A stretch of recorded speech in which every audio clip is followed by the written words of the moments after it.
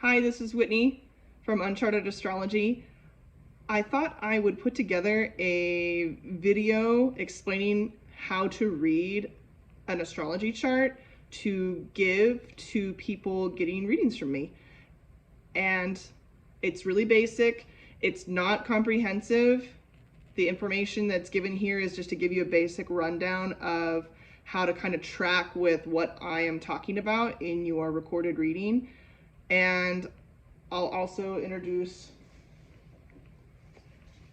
Snuffles, who is featured in some readings, and he is featured in the video because I'm telling him to be quiet and to be good. So, thanks so much. Hope you enjoy it. The ascendant is the cusp of the first house. This is the part of the chart that's determined by the time that you were born. First house is house of self. It's associated with Aries. Let's see if I can make that. It's associated with Mars energy. And it has to do with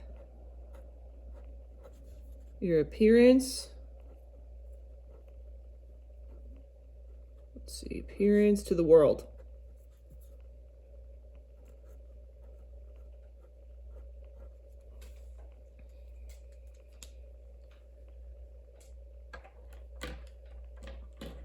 Second house is house of value. I'm not sure exactly how to write these on here. So, first house.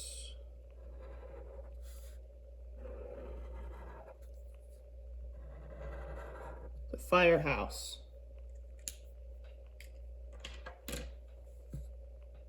Second house is associated with the sign of Taurus. It's an earth house. We'll put Taurus up here first. House of value. Associated with Venus. This can be self-worth. It can also be money. Taurus. I don't want to draw it because I'm scared that I'm not going to be able to draw it well. We'll do those in a minute. Third house is an air house. They go in order. Fire, earth, air, and then water. We're going to do air in yellow. It's associated with Gemini. House of communication. Ooh. Community.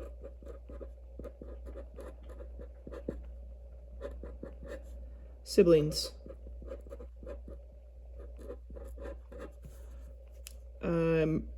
And the sign of Mercury, or the planet Mercury.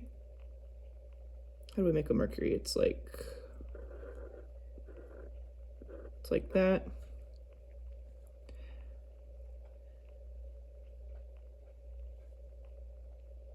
Yeah. Then we have the cusp of the fourth house. So this cusp was the ascendant. Fourth house is also a very important cusp. This is the IC.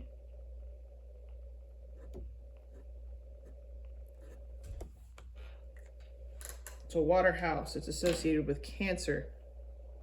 And Cancer is associated with the family.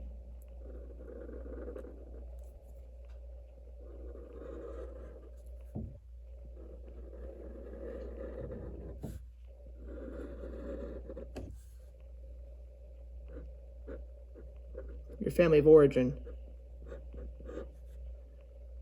Your mother, especially. It's associated with the moon. So let's see, Cancer. And it's associated with the moon.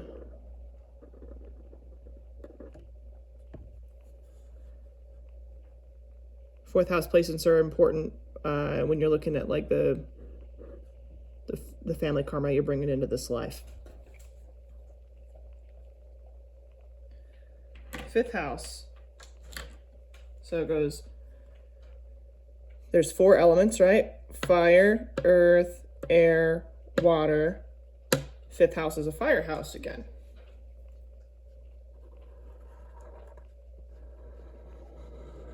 It's associated with Leo.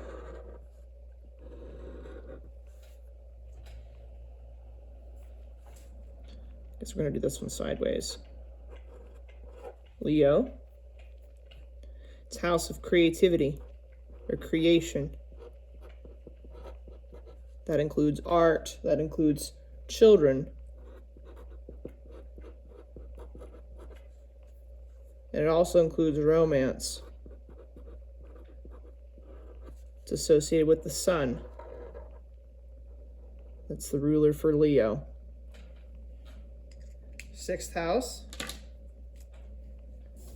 Oh, I almost said the wrong color. Oh my gosh. Sixth house is an earth house.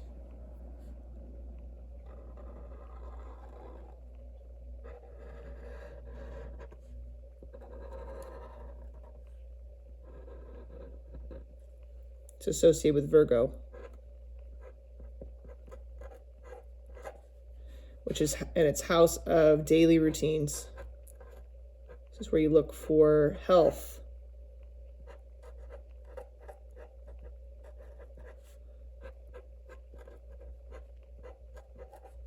And just your daily habits. It's also associated with work, like your day-to-day work. Virgo is also associated with, its ruler is also Mercury.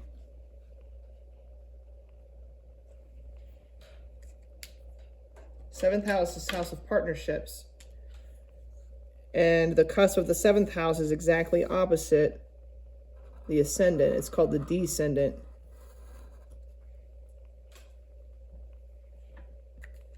It's an air house. It's associated with Libra.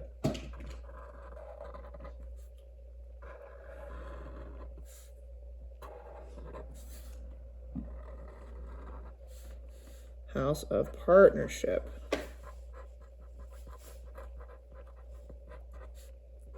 Libra. Venus. It can be marriage, long-term partnership, but it also can be business.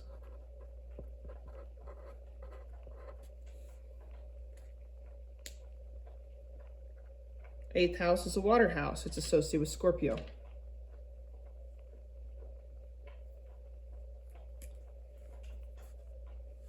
Shh, my dog.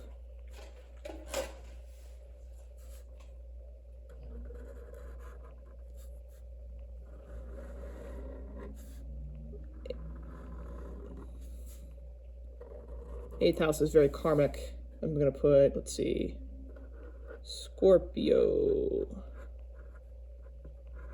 Scorpio is associated with Pluto and with Mars, but the modern ruler is Pluto. I think that it's like this. Something like that. Scorpio. Karma. Soul contracts. It can also be very important in partnerships. Transformation.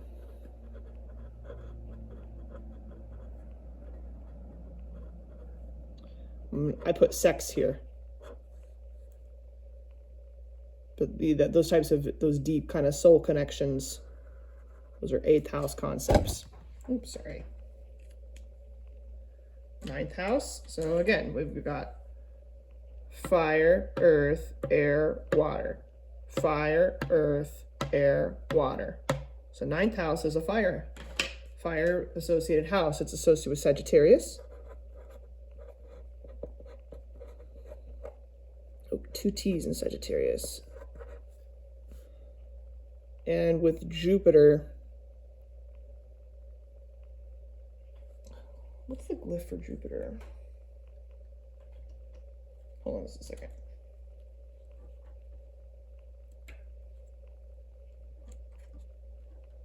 I can't remember right now. This is associated with higher learning. This is associated with broadening your horizons, is how I like to put it.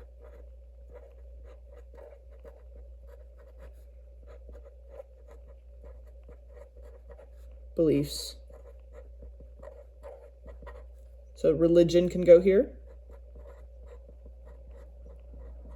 But anything that's going to broaden your mind. Jupiter is a planet of expansion. And I will put the symbol for it when I get to it. I can't remember right now. But it's a planet of expansion, so the 9th house and Jupiter themes, they expand your mind. This angle is directly opposed from this angle. This is the midheaven, the MC. And the 10th house is how you are seen in public. This is your private life. This is your public life, your public image, your brand. And it is an earth house. It's associated with Capricorn. Sometimes it's called House of Legacy. It has a lot of career connotations. And then the ruler for it is Saturn, the glyph, that's right. For Saturn, it's like that. And the Jupiter one actually looks like a 4. I'm going to kind of do it really quick. I think it looks something like that. Saturn. So this is associated with Saturn. It's associated with Capricorn. This is your public life.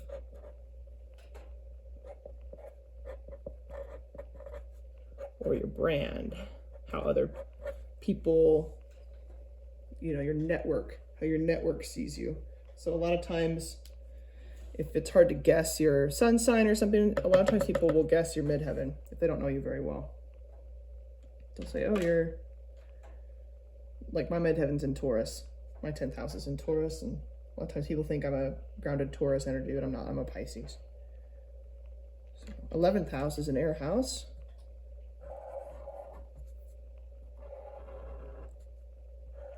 It's associated with Aquarius.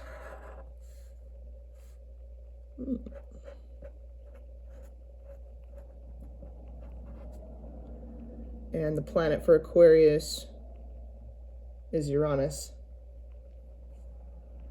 And it has to do with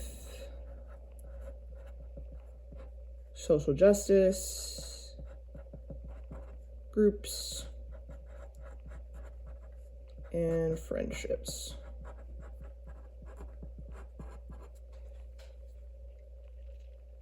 The 12th house is the final house.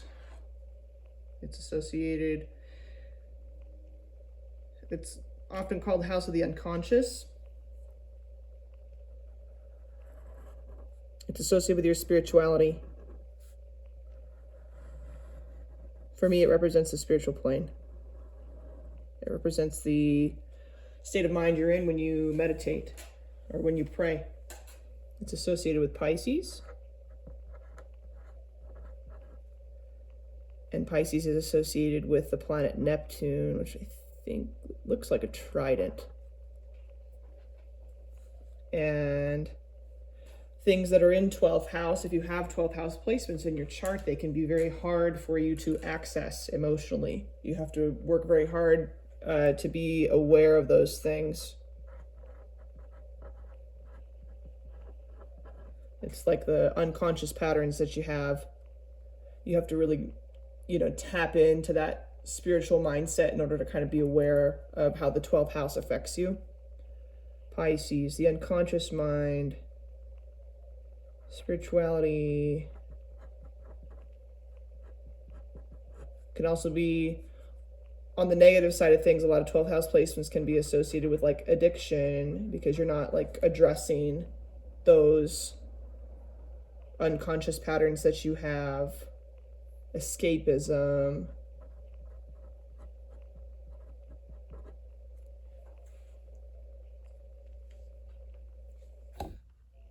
So the outer wheel here, with all the degrees on it, represents the ecliptic.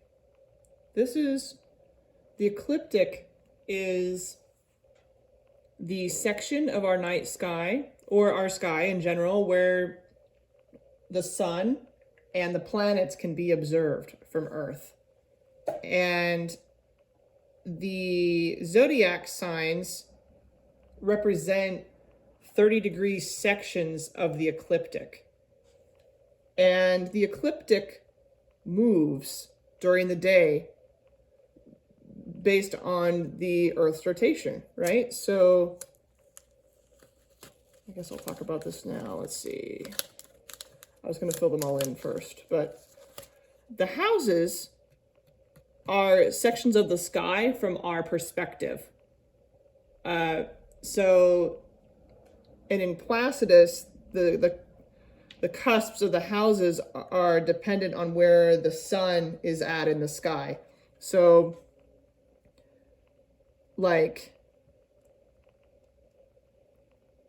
if the sun at sunrise is here on the ascendant, if you're born at sunrise and the sun is here, in 2 hours, it will be up more, right? And that's the cusp of the 12th house. And then 2 hours after that is the cusp of the 11th house. And then 2 hours after that is the cusp of the 10th house. And it goes around like that. It's based on where the sun is at in the sky.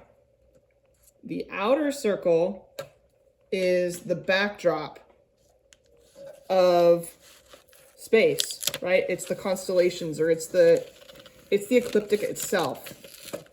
And that is not stationary, but like, so, during the day, these rotate through, right? So at one part of the day, Aries there is going to be in first house, but it rotates consistently and it goes through the whole wheel in 24 hours. There's 12 signs. There's 24 hours in a day. So each sign stays like in a certain house, or stays, can be your ascendant about every 2 hours. You see that? So, and that represents 30-degree sections of the ecliptic in tropical astrology, which is what most people use. That's Western astrology. It represents a 30-degree section of the ecliptic. Aries, that section of the ecliptic begins on the first day of spring when the sun is at 0 degrees of Aries. Okay, so we just barely had that in March, where the sun was here at 1 degree of Aries, or 0 degrees of Aries.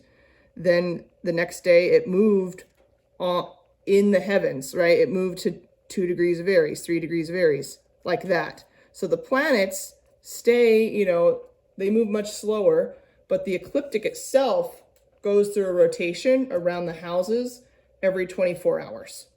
So, and that took me a really long time to understand about astrology. So, the rising sign, the angles are determined by the Earth's rotation and where everything is at relative to the horizon, where, in your birth location.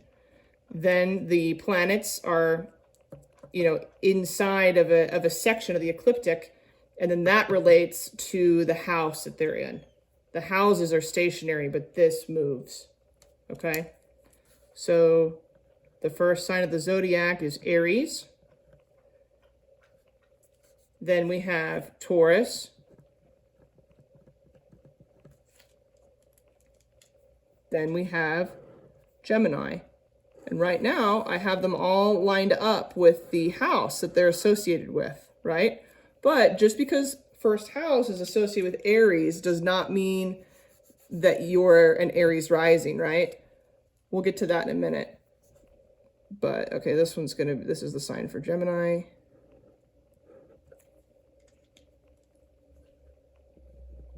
Gemini is third.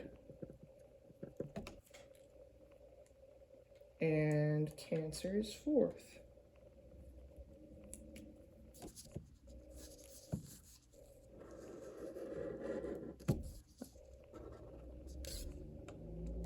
Kind of hard for me to reach over there.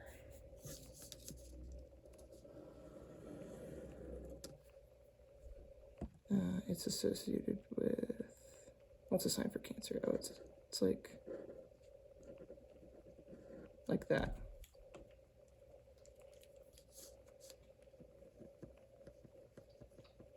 Sorry, that looks bad, but that's hard for me to reach.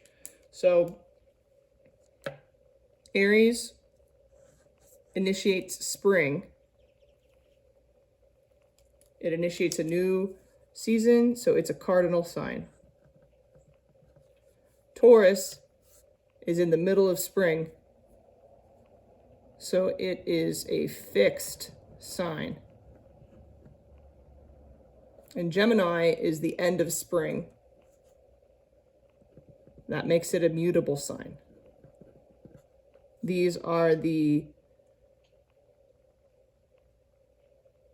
cardinal, fixed, and mutable are modalities of the signs.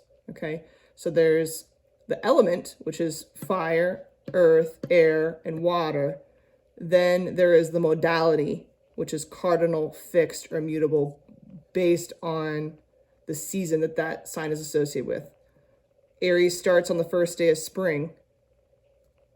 Then Cancer starts on the first day of summer. So it's a cardinal sign.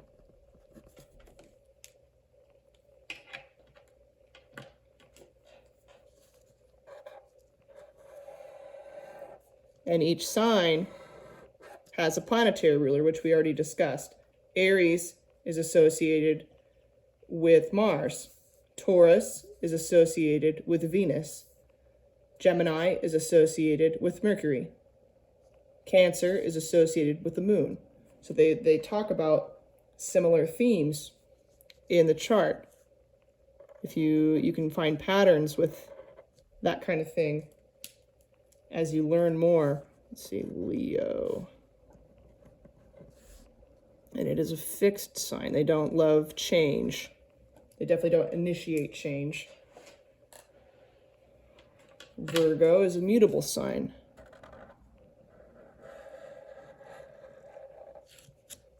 It's an earth sign, so I'm putting it in green. But it's also a mutable sign. And its thing is like kind of hard for me to draw. What are you barking at? It looks like an M with a like an extra little thing here. Virgo.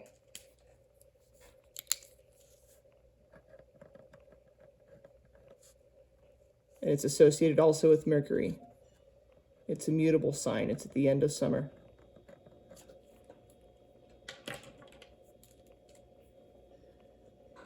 Libra initiates fall.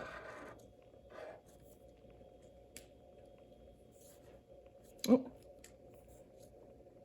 it's the scales, but I think it's like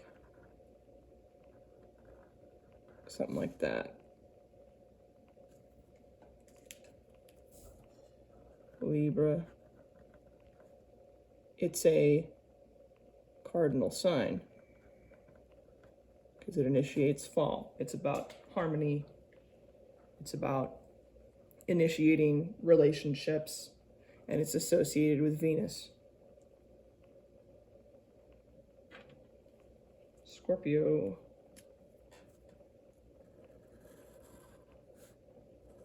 It's a water sign, and it's a fixed sign.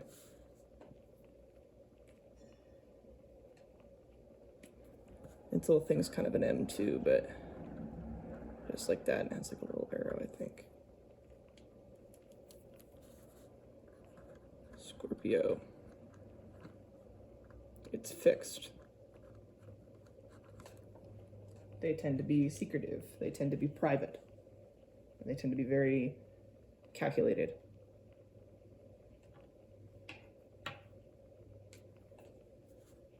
Then the end of fall is Sagittarius.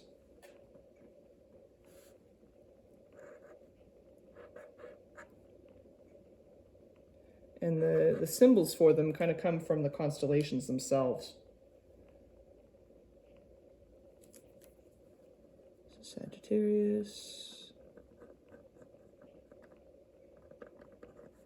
It is a mutable sign.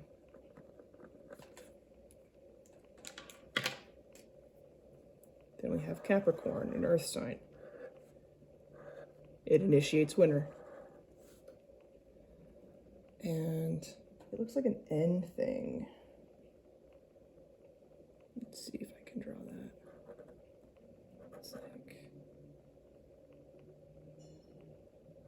It's like something like that. That's really bad, but it's fine. Capricorn. Beginning of winter. Cardinal.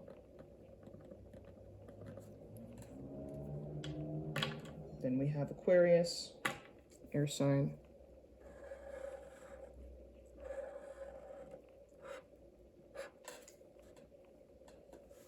It's called Aquarius because it's the water bearer in the constellation of it is a guy pouring water out. It's not a water sign, it's an air sign.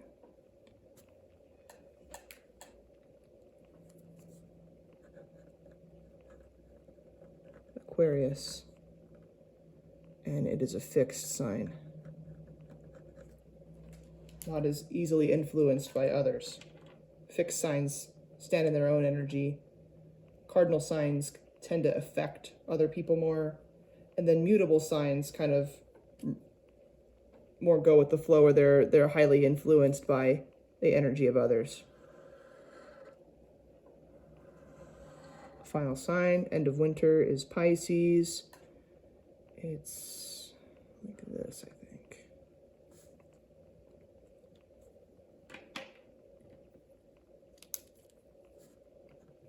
Pisces, and it is a mutable sign. Okay, so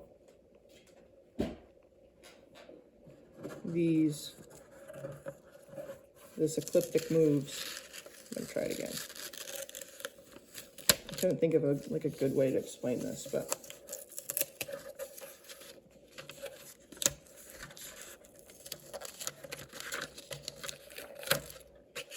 the ecliptic moves. Oh my gosh, there we go. So your chart may look something like this, right? Or it could even look, so if you're a Taurus rising, okay, you've got Taurus here, you've got Semi-Taurus in first, you know, and so you look at the cusp of the house. So you're a Taurus rising. Taurus is the ruler of the first house, but you may still have planets in Gemini in first house. So it blends together a lot of different elements, right? But then on the same token, some of your Gemini planets could be in second house, right? And Gemini is the ruler of the second house. So if you're like, what's the house ruler, the planetary ruler of the house? For like second house in this chart, it's Gemini. And then Gemini is associated with Mercury, and you'd look to see where Mercury is in the chart, like for clues on how you'd make money. So you look at, you know, the sign that's there, the sign that rules it, and then you would look at the planet also. Especially if the house is empty, you're like, well, what do? You look at the planetary ruler, and that's the one on the cusp here. And again, this is for Placidus Astrology, which is what I read in when I do my readings. So this will continue to move. You know, it goes through this every 24 hours, you know? So say you were born, let's go back. Let's say you were born on the first day of spring, and your sun is at 0 degrees at Aries. And then you were born right at sunrise. You know, the sun would be right there. But the sun is going to stay in that sign as it moves. So maybe somebody that's born the same day as you, they might be an 11th house sun. They could be anywhere on this chart. Or if they were born in the evening, so like, you know, sun's up here at noon. This 10th house is where the sun is out at noon. Let's say you were born in the evening, or your friend, whoever. You know, 0 degrees of Aries in the evening, it could be in 4th house. So everything below this horizon is not touched by sunlight. So if you have your sun down here, that means you were born at night. If your sun in your chart is in one of these houses, it means you were born during the day. I think that's probably enough for just like an introductory on how to read this. I think this will be helpful for people that I read for in the future. So thanks for listening. I also wanted to go over aspects between the planets really quickly. So if you have the sun over here at like 1 degree of Aries, okay, and Mercury is right next to the sun, this says 6 degrees of Aries, that's considered a conjunction. And it'll look something like that, like a little bracket between the two of them. That represents a merging of those two energies. The sun, you know, the ego, and the Mercury, the logical mind, are kind of merged. Sometimes a person with sun conjunct Mercury has a hard time differentiating their opinion, the difference between their opinions and reality, you know, because the logical mind is so close to the ego's perspective. So that's a conjunction here. And it's not considered necessarily good or bad in the chart. It's not like it's a merging of those two energies. Then we have planets that are in the same sign. So this is at 1 degree of Aries here. And then this is at the very beginning of Sagittarius. I put the moon there. It's hard to see. Let's say the moon is there. It's a piece of tape there. So, but it's right here at like 2 degrees of Sagittarius. Okay. That is 120 degrees away from here. It's like 30, 60, 90, 120. And then I also put Mars down here at 2 degrees of Leo, and that's 120 degrees away also. So these trine each other. You don't have to have all three to make a trine, but when you have three that trine each other, it's called a grand trine. And for me, it's a lot easier to see why it's called a trine, because if you see it on the chart like this, see that one, you're like, okay, is that a trine? I don't know. But then if you come down here and you see it again,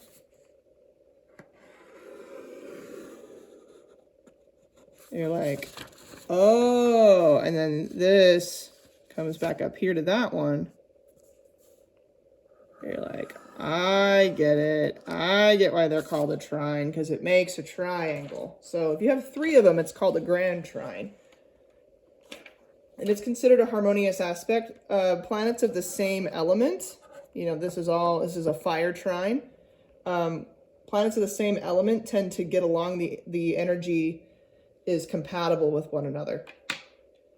Next I put Pluto over here in Libra at like 0 degrees or 1 degree of Libra to be directly across from the sun. And that is a harsh aspect called an opposition. Planets that are the same modality, this is Aries is cardinal and Libra is cardinal. They're the same modality. They will oppose or square each other. They will make harsh aspects with each other. Those planets, or those,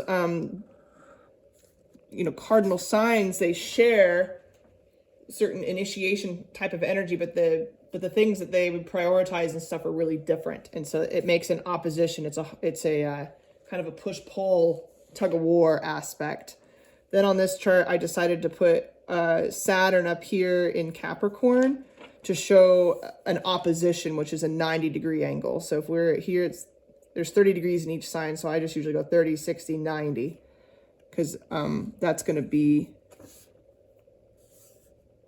a 90-degree angle. And that represents an area of the chart that there will have to be compromise. And harsh aspects with Saturn, especially, that doesn't look exactly like a 90-degree angle, but it is. It's supposed to be a 90-degree angle. Anyway, that represents an area that will have to be compromised in the chart. And any harsh aspects with Saturn in your chart or in synastry with other people, I don't know if you can even see the Saturn on this chart, but right up there, that's a karmic aspect. That's something big that you are learning in this life. Saturn is a big indicator of karma. Then, so we have trine, which is harmonious. Opposition, which is kind of a tug of war. It's kind of a harsh aspect. Square is considered the most harsh aspect. And then we have what's called a sextile. And that is when they are 60 degrees away from each other. And so I put, that's considered a harmonious aspect, but not as strong. So I put the Venus over here in Pisces at 4 degrees, and it would make a sextile with this the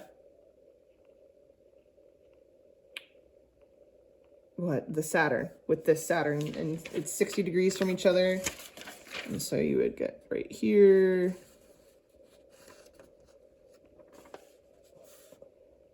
And get like this, más o menos. I obviously am not a protractor, but it would be like that. You know, it would make an aspect kind of like that. 60 degrees instead of 120. So those are the different types of aspects you can have between the planets in the chart. And sextiles, yeah, they're 60 degrees from each other, and it'll be a different element and a different modality. So Pisces is a mutable water sign. Capricorn is a cardinal earth sign. So they sextile. And then, you know, it sextiles with Capricorn. Will also sextile with, 30, 60. Yeah, this is a water sign and a fixed sign. You know, so it's still totally different than Capricorn, right? And Pisces will do with Capricorn, and it will do with Taurus. Taurus is a fixed. Pisces is water, mutable water. Taurus is fixed earth. So that's kind of just a basic rundown of how those things might look in the chart, or what those things mean. I hope this is helpful. Have a good day.